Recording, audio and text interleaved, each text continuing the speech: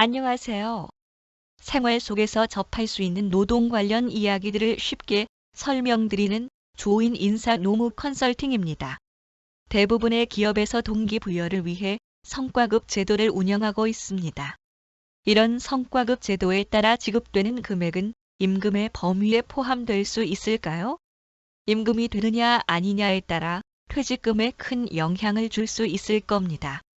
미리 말씀드리면 여기서 검토하는 것은 일반적인 판단 기준으로 보시면 되고 실제 사안별로 여러 가지 상황을 고려하여 다르게 판단될 수 있다는 걸 염두에 두시기 바랍니다. 상황을 보겠습니다.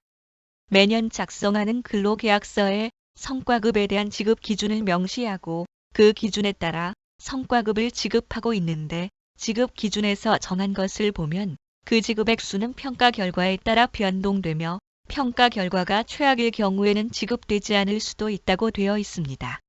이런 경우에 성과급을 임금으로 볼 수 있을지에 대해 의문이 생길 수 있습니다.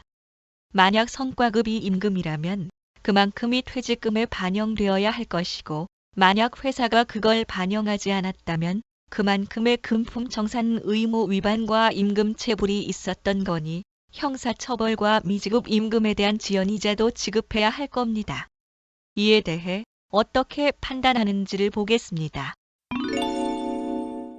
취업 규칙이나 근로계약 등의 성과급에 대한 지급 조건과 금액, 시기 등이 정해져 있거나 관행적으로 해마다 전체 근로자들에게 일정 금액을 지급하고 있다면 이것은 임금으로 인정될 수 있습니다. 반드시 된다는 건 아니지만 인정될 가능성이 상당히 있다 정도로 이해하시면 좋겠습니다. 그와 반대로 구체적인 지급 기준 없이 사용자 재량으로 지급되거나 경영 성과에 따라 어떤 해에는 주고 어떤 해에는 안 주기로 결정하고 하면서 일시적, 불확정적으로 지급되는 경우에는 임금이라고 보기 어렵습니다. 이 사례에서는 지급 기준이 근로계약에 정해져 있으니 임금으로 볼 여지가 큽니다. 물론 평가 결과에 따라 지급되지 않는 경우도 있기는 하지만 그것은 지급 기준을 적용하여 나온 결과이지 그렇게 안 주는 것을 사용자의 재량에 따라 지급되는 거라고 볼 수는 없을 겁니다. 그렇다면 이 성과급은 퇴직금에 반영이 되어야 하겠지요.